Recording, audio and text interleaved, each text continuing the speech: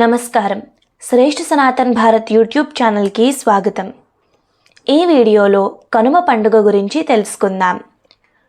సంక్రాంతిలో మూడవ నాటి పండుగ కనుమ. ఏడాది పొడుగునా తమకు సేవ చేస్తూ పాడి పంటలతో సుఖపెడుతున్న పశువుల ఎడ కృతజ్ఞత చూపే పండుగ ఇది. ఈరోజు ఎంతో శ్రద్ధగా పశువులను కడిగి పసుపు కుంకుమలతో అలంకరించి కొమ్ములకు రంగులు పూసి ఉప్పు తినబెట్టి పొంగలి అన్నం తినిపించి పూలమాలలు, వేరుశనగ సరాలు, ఎండు కొబ్బరి సరాలు, బొరుగుల సరాలు మెడలోకి చుట్టి ఊరేగిస్తారు. అలంకరించిన పశువులను మేళతాళాలతో పొలిమేరలకు తీసుకువెళ్ళి వాటిచే బలిగీత దాటించి తిరిగి తోలుకు వస్తారు.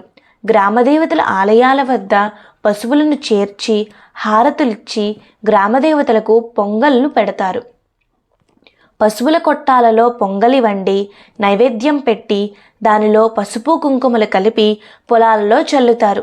దీనిని పొలి చల్లటం అంటారు. గుమ్మడికాయతో దిష్టి తీసి పగలగొడతారు. పశువులను గౌరవించే ఈనాడు వాటిని శ్రమ పెట్టరు. బండి కట్టడం, ప్రయాణం చేయటం ఉండదు. బలి లోకాంతరమేగిన మరుసటి రోజు కూడా కనుమ అయినందున ప్రయాణాలే నిషిద్ధం.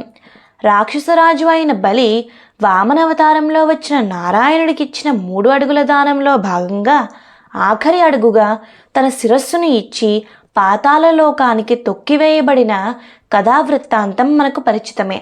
అలా పాతాళ ప్రపంచానికి రాజు అయిన బలిచక్రవర్తి తాను పరిపాలించిన భూలోకం మీద ప్రేమ ఉండడం వల్ల కనుమ రోజున భూమి మీదకు వచ్చి తాను ఇచ్చిన భూమి ప్రజలకు ఏ విధంగా ఉపయోగపడుతుంది, పంటలు ఎలా పండుతున్నాయి అని చూడడానికి వస్తారు. అందుకే ఆ రోజున అందరూ వారి వారి ఇంటిలోనే ఉండాలని, బయట ప్రాంతాలకు వెళ్ళకూడదని అంటూ ఉంటారు. అందుకే కనుమనాడు కాకైనా కదలదనే సామెత వచ్చింది. కనుమ పక్షుల పండుగ కూడా కాబట్టి వాటికి ధాన్యం వెదజల్లి సంతృప్తి కలిగిస్తారు. కనుమనాడు కూడా ఇంట్లో వారంతా తప్పక స్నానం చేయాలి. అందుకే కనుమనాడు కాకి కూడా మునుగుతుందనే సామెత వచ్చింది. పశుపక్ష్యాదులను కూడా ఆదరించే మన సదాచారం ఈ పండుగలో ఇమిడి ఉంది. సర్వే జనాః సుఖినో భవంతు. నమస్కారం.